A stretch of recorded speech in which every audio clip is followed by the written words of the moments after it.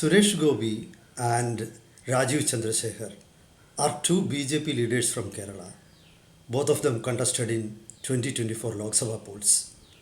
Suresh Gopi contested from Thrissur and Rajeev Chandrasekhar contested from Thiruvananthapuram. Now, both of them, before joining BJP, were very well known personalities. Suresh Gopi is one of the topmost actors in Kerala. In fact, he is a superstar next only to Mammootty and Mohanlal.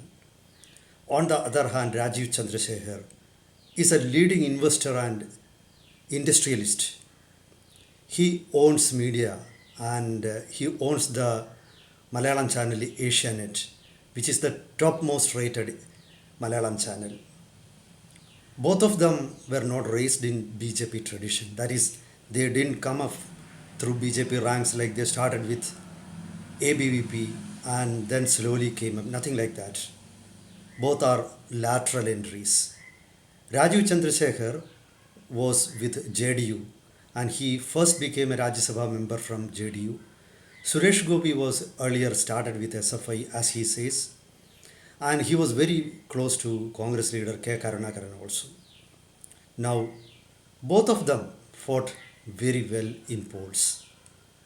But Suresh Gopi won an emphatic victory from Thrissur. Rajeev Chandrasekhar fought well, but he suffered a narrow defeat.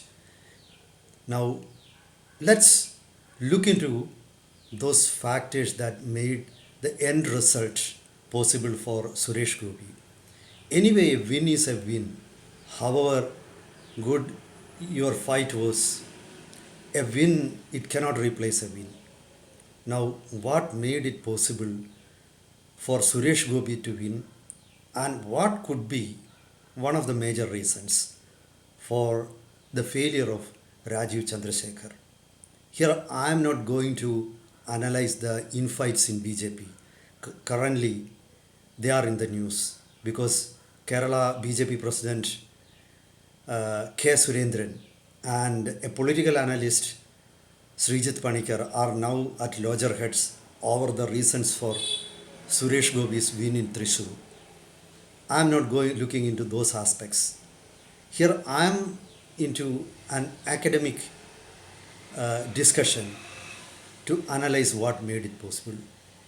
Mainly, I would say that it was the image building or the brand building that helped Suresh Gopi to win.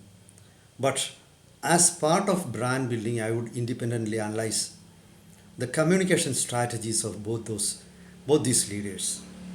Now, let's take a closer look into those two aspects with an open mind, without prejudices. Welcome to Insights. This is Hari Kumar. Let's start with the image building. Now, there is a saying in English that actions speak louder than words. But that's not completely true. You need to act, no doubt about that. But your actions should convince, or you should be able to convince your sincerity while acting. One of the major factors that helped Suresh Gopi to win is the image he built up as a pro-people guy. Now, there are examples in Kerala politics about how image building helped a politician. The best example, I would say, that was that of V.S. Achyutanandan. Before 2000, V.S. Achyutanandan was considered to be an unbending, a very hardcore, and obdurate communist leader. Perhaps he was even blamed by many as a desiccated ideologies who cling to the ideology, who was not loved by the middle class. Mr. Achyutanandan, when he contested elections, he had been defeated twice. Once in 1977 from Ambalappuzha, when K.K. Kumarapilla defeated him. His next defeat was in Mararikulam, which is known to be a red fort where all the seven panchayats were ruled by the left front.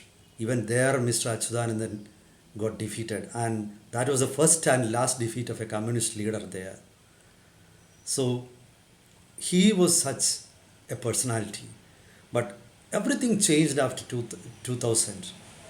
He became a champion of people's rights. He became acceptable to the middle class.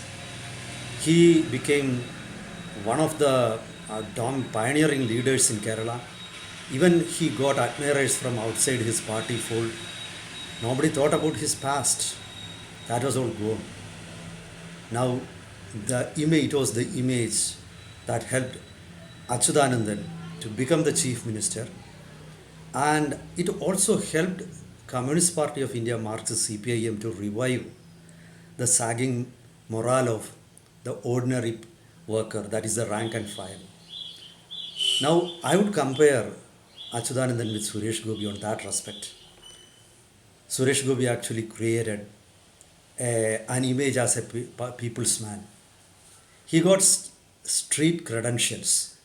He is street smart also. Now Suresh Gopi took up people's issues. All those issues were burning issues in Thrissur. He touched the heart of the constituency, and that was how he was able to win over the support of the public. You look into the result, the victory was emphatic. It was convincing. He won by around 75,000 votes. And I think that he very cleverly created an image beyond the party. Of course, the party played a key role. Without a party, you cannot win an election as an independent. But beyond the party votes, you have to attract votes. So the man did it very cleverly. People may think that he's a motor mouth. There are people friends of the BJP who advise Suresh Gopi that he needs to watch his words. Even I feel tempted to do so. People say he needs to be more circumspect. I have also felt like that on occasions. But on other side, I think that he is a very clever politician. So he deliberately tried to create an image that he is not just the party man, he is somebody beyond that. He is a people's man. Now, that was one very clever strategy, and that helped him build an image of a leader of the masses that converted him to a mass leader. Now, he was not with the BJP or Sangh Parivar earlier, so I think his efforts to go beyond beyond the Sangh Parivar fold was believed by the public. Now, one of the most important factors in image building is that you should sound convincing. It should not end up as chest thumping. If you deliberately create an image of a strong man or a people's man, use some taglines, they could easily backfire, like the India Shining tagline of NDA in 2004. But you need to create an impression that you are very sincere. People know very well that a politician cannot implement all the promises he makes, but they need to be convinced that the man is really sincere, he is making a sincere effort. So here I think Suresh Gopi was able to convince the public about that. I have seen people mocking his beard, white beard, then his black hair, then black mustache. Of course, everything that black hair and mustache could be dyed. Why couldn't he dye the beard also? But and he wears colorful shirts which often remind us of Nelson Mandela. He used to wear shirts like that even when he was in his 80s. So normally in Kerala, you are supposed to wear. You are not supposed to look so gaudy. So you are supposed to wear light colored shirts, etc. You are supposed to look so formal. But here is a man who deliberately looked informal, and perhaps that made him dear to people. That gave people the courage to approach him. Suppose he wears a tie and a suit, and he comes to meet people like a film star. I think that will distance him from the public. I don't know whether all his acts are deliberate, aim to aim to attract the public, or deliberately aim to create of an image as a person next door. Perhaps that all such acts come to him naturally, because image building is ingrained in a film actor. In the film world, it is a very difficult world where it's a minefield actually. You have to compete every inch to survive. Here is a man who was successful in that field, so nobody needs to teach him anything about publicity or image building. This is what I feel. So the brand was built very carefully over many years. He attended to calls. He made it particular to meet the public in person. He responded to the place of help, and he helped many people actually in real life also. You cannot build your image just based on certain strategies. You have to do something also. But what you do should be known to the public. So when it comes to communication also, I think many people are having a mistaken belief that he's a public relation disaster. But I think that's wrong. We seem to take his interactions with media as unwise, and he's speaking out his mind, he's very sincere. He evokes an image like that. But I think this is again also part of his strategy, because he is able to attract media towards him. You look at the media now, whenever he visits, after he became a minister at the center, when he visited Kerala, the whole media is after him. I don't think there is any other political leader in Kerala at present who attracts the same media attention as Suresh Gopi. Now, if media ignores a person, that is going to be a great setback to him. But even if they criticize you or they praise you, I mean, whether the media extols you or flays you, that doesn't make much of a difference. Only the most important thing is that you should be in the spotlight always. The spotlight should be on you. Here I think Suresh Gopi has simply won in that respect. It's true that sometimes he talks over, sometimes he goes off the tangent. He could have been more specific. He could have cut the crap and without beating around the bush, he could talk sense. But deliberately, I think he is euphemistic. He uses there is the difficult word in English, the art of circumlocution. Like when I ask you a question, you are not directly answering, you are speaking in riddles. Your answer can be interpreted in many ways. That also gives you a leeway also to deny that you have said something. I think Mr. Suresh Gopi is doing that. Now, when it comes to Rajeev Chandrasekhar, he's very circumspect in his interactions. He's very friendly. He never raises his voice. He's often seen as very well spoken. He's suave, but he didn't attract the media attention like Suresh Gopi, and that is baffling at times, because as a political leader, Rajeev Chandrasekhar has more experience, because he has been an MP twice, Rajya Sabha MP. He was a minister when he contested. But I think the whole narrative was not against him, but not completely supporting him during the elections. This is surprising in another way also, because he is the owner of many media. Like he owns media in Canada, he owns the the topmost Malayalam channel Asianet. However, with all the expertise at his beck and call, it is surprising that how he failed to set the narrative. Perhaps the opponent was also a master communicator. That might be, but this time he looked like a bit worried, Shashi Tharoor. But eventually he made it. In a cliffhanger, he won the polls. So the credit goes to him actually. Now, another aspect is building an image.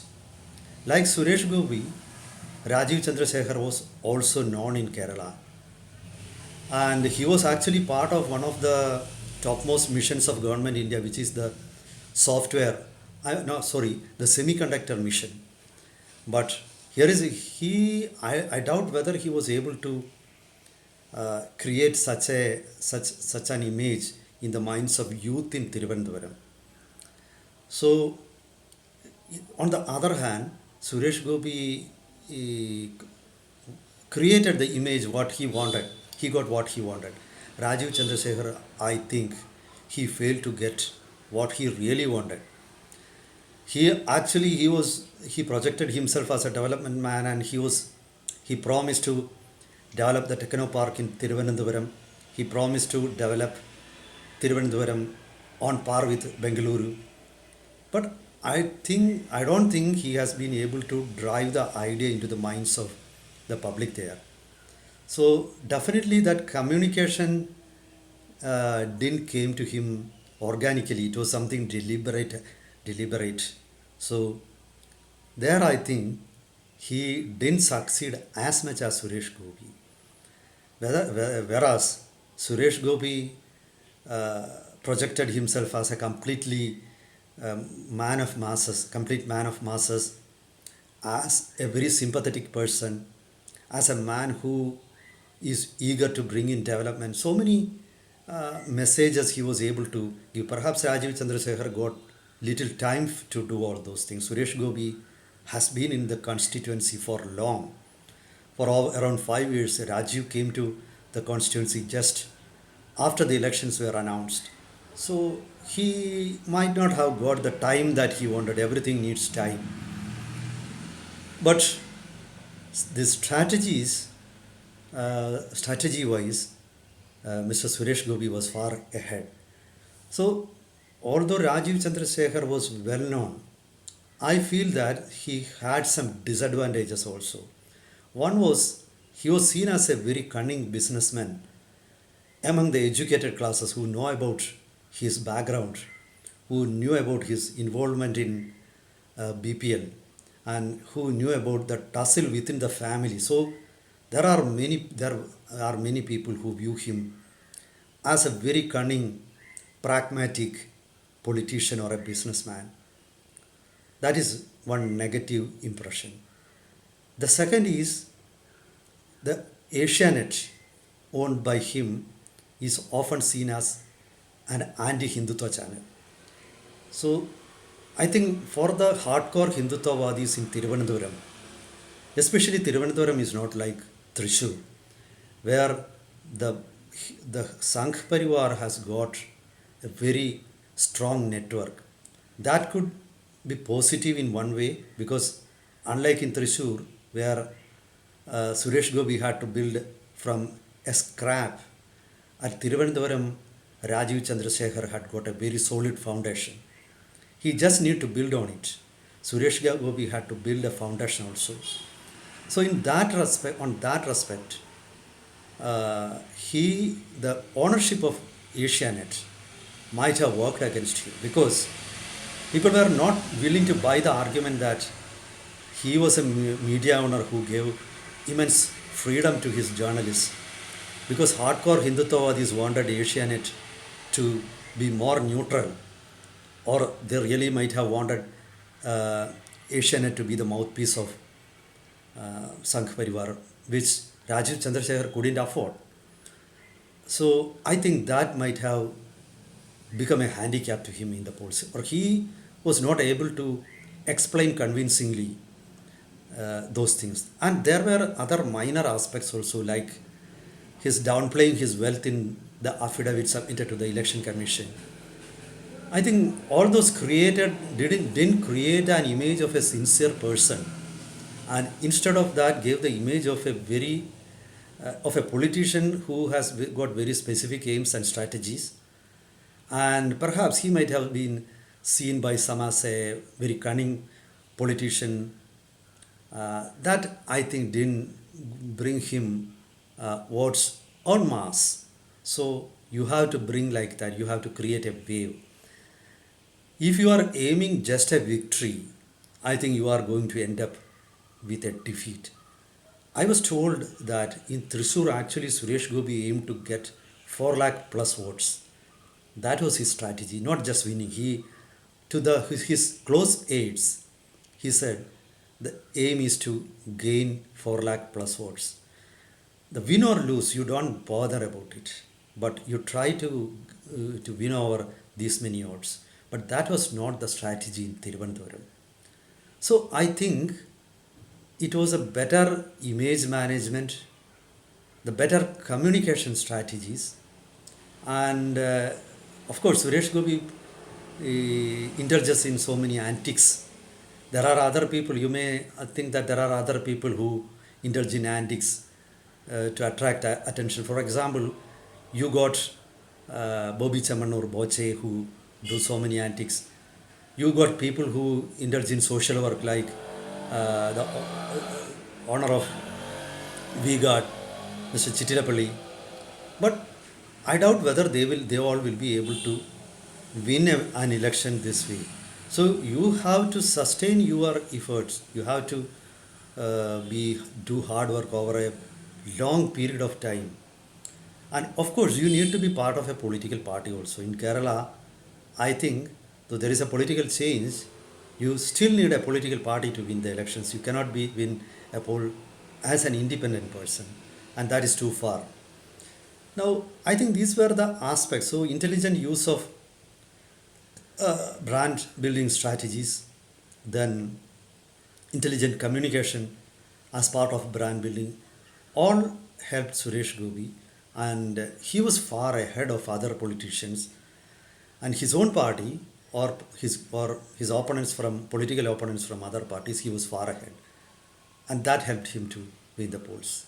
So I'll meet you with more topics. Goodbye.